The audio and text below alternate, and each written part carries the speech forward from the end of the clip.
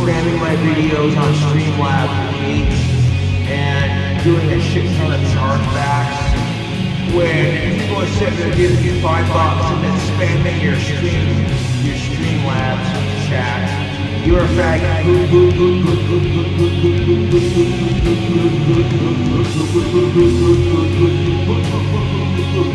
know what I'm saying? And I'm like, I really don't think these Streamlabs that bad.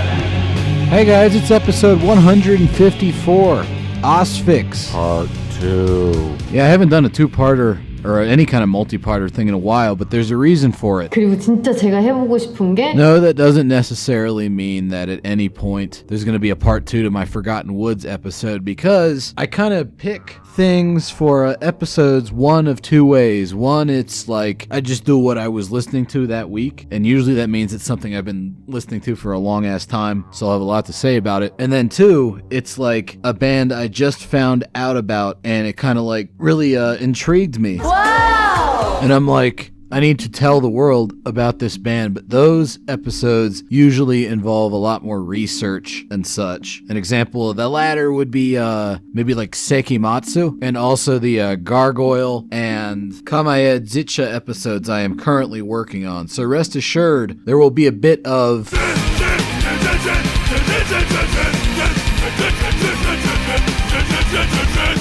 in your future. But Asphyx is not really a case where I need to do a lot of research on this band, because I've been listening to them for like a bajillion fucking years, and I woke up one day and decided I want to listen to some Pestilence, and I'm like, this is awesome, I'm gonna do an episode. And we did all of Pestilence in one episode, and I'm like, shit, let's do some Asphyx. We'll do the whole thing in one episode. It'll be really easy to crank out. It'll be great. And then I attempted an Asphyx episode, and we got through 2 demos and the first full length.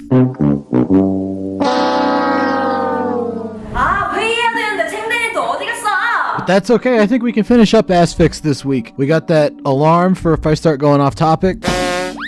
And I feel like I set up the band's general sound pretty well last week. So, getting back into Asphyx, we have an EP in between their first and second albums. Asphyx is kind of a wacky band because they are sort of connected to Bolt Thrower, and I would say that this is the start of that, because if you remember, right around this time, 91, 92, Bolt Thrower did an EP called Cenotaph.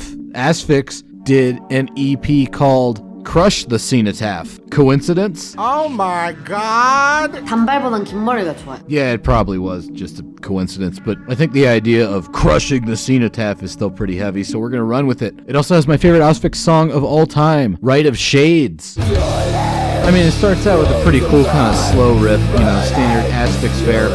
Where the song gets great is when it starts to speed up right around here. This is a classic Asphyx trick where they hit 2 like really slow hard notes and then they fill in the gaps with kind of these like more melodic staircase type riffs. Really cool stuff.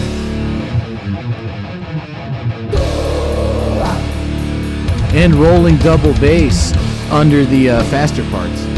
That is really cool. Like a lot of variety going on in this sound. Definitely not your standard repetitive doom death type fare. Also how they come out of this part right here.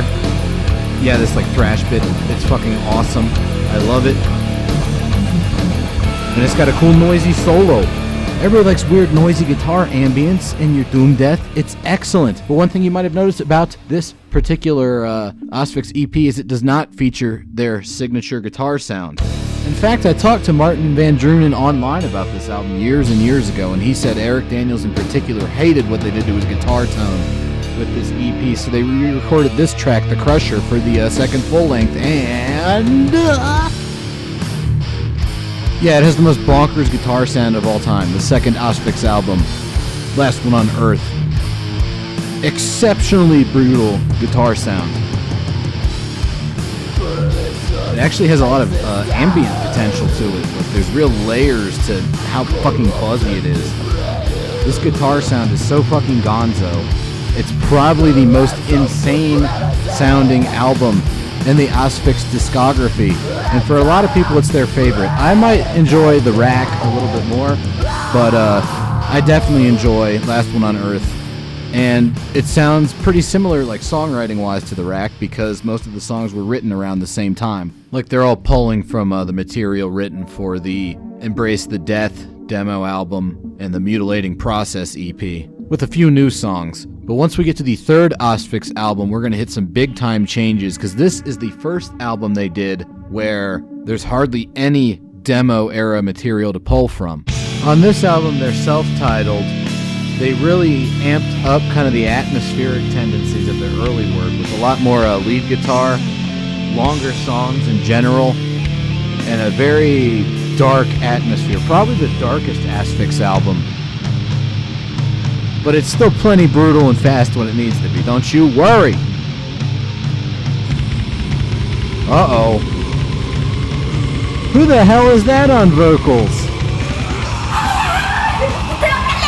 That's not Martin Van Drunen. No, it's not. It's some other guy. His name is Ron Van Pol. He only does vocals on this album. Are they any good? Let's find out. Eventually. Because this album also has lengthy instrumental sections that I'm going to have to edit around. But yeah, so far sounds great. Still very brutal.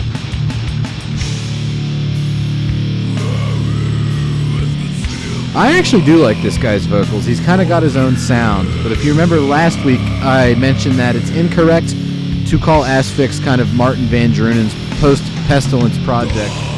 Because at least when it comes to early Asphyx, he's only on like the first couple albums. And they went through a variety of vocalists. I guess they had trouble sticking with anybody. Because yeah, this guy, Ron Van Pol, doesn't even show up on like any other albums that I could find. But I think he did a great job here. And I like having this one Asphyx album that sounds kind of different. You know, different kind of vocals. They're still very long and drawn out, so they fit the music in the same way that Martin Van Drunen's did. But yeah, these riffs are great. It's a great album. A lot of people, well, not that many people, some people say that this is their favorite Asphyx album. Me, I still like The Rack a lot, but yeah, no, the self-titled third album, no slouch, man. Good stuff. Also really like the very loud bass on this album. It fits the sound very well. Very cavernous. This is a great, nice kind of tremolo, almost black metal riff. It might be foreshadowing some stuff that's going to happen later on with Eric Daniels. I don't know. 안녕, 나는 총무부장이야. Yeah, we'll have to pick up that thread later on in the episode, because now we are getting to Asphyx's fourth album, the very controversial God Cries. This one's a weird one. Depending on who you ask, it sort of ended Asphyx's initial career, because it is a massive change in sound and a pretty massive lineup change. Eric Daniels is gone. Everybody from the self-titled album is gone, except for Bob Badkiss, the drummer. And then on vocals, guitar, and bass, writing most of the music, we have Theo Lumens, the guy that did the vocals back in their demo days, comes back out of nowhere, puts out this wacky fucking mid-90s album. And when you talk about wacky fucking mid-90s albums, they can either be kind of interesting or else they'll just be awful. This one, somewhat comparable to the third Gorefest album, Erase, because it brings in a lot more like groove and more like rock and roll type stuff. Erase was an album I initially hated, and now I love it, and it might be my favorite Gorefest album, certainly tied with False. God Cries, I don't love it as much as Erase, but I do think it has some interesting stuff going on. Some of this album almost kind of has like a stoner tinge to it right here. So this is definitely a weird riff for Asphyx, but what's coming up is pretty interesting, where they blend this with kind of like the old school Asphyx style. This bit right here, actually one of my favorite Asphyx riffs. That same thing where they're hitting notes and then filling in the gaps between them with some weird bendy shit. I dig that. And then we get into the doom parts. And they are definitely more, almost kind of like hardcore punk-ish, like beatdown hardcore type stuff. Or maybe even like Southern Sludge. And the vocals are nothing like Theo's vocals on the demos. These are very hardcore sounding. This part's really weird right here. It's almost like fucking poor Bob Badkiss didn't know what to do with this riff, and he's just doing this weird like industrial tribal thing. But yeah, it's an interesting album for sure. Worth listening to once or twice. You might like it a lot. Unfortunately, the Asphyx fan base did not like it a lot, which kind of sucks because a lot of this album was very personal for Theo Lumens, who wrote it in the aftermath of the death of his father. And then after this album came out and it sort of tanked, Theo Lumens ended up having his car stop on the train tracks and get hit by a train in an accident believed to be a suicide. So you think that'd be the end of the band, but Eric Daniels is still out there, and he starts up a new band with a lot of Asphyx personnel called Soulburn, and the first Soulburn album is pretty much the fifth Asphyx album, kind of. Like when it comes to parts like this definitely just sounds like Asphyx back in a new form, and I love it. If you enjoyed the early Asphyx stuff, you will really dig this Soulburn album, because it is very much within the purview of older Asphyx material, at least when it comes to sections like this, which are very much old school Asphyx. But then you get to parts of the album that sound a little bit more black metal, like this. Remember when I said that black metal shit was going to lead to something? Yeah, Soulburn is like in between old school Asphyx type stuff, but then also amping up the black metal tendencies quite a bit. Like this sounds very black metal-y, but then it still has that doomy Asphyx feel to it. And if they play this riff a little bit different, it would still be an Asphyx riff. That's what makes it interesting. But yeah, there's like weird clean guitar stuff on this. But yet, like the rhythm guitar is doing this like death metal-y shit. And then the clean guitar is doing these like black metal minor chords. Really interesting blending of sounds. And you could see that Mr. Daniels had gotten heavily into black metal, which makes sense because Asphyx influenced a lot of the old black metal stuff. That's definitely black metal, and I definitely enjoy it quite a bit right there. Very good black metal riff, Soulburn. But then they decided to get it even stranger. Soulburn goes away. Eric Daniels and Bob Badkiss bring back Asphyx for On the Wings of Inferno. Look, Asphyx, not only are they back, they are so back that they're even doing the left speaker intro thing right there like they used to do back in the day. And then start doubling up the guitar sound to make it heavier. Total Asphyx reunion. Even got them old school vocals back. Actually, that's just the Soulburn guy. But you might have noticed I didn't mention too much about who this guy is. Well, we'll get to that in a bit, but actually we'll get to it right now. Why the fuck not? Anyways, On the Wings of Inferno, great album.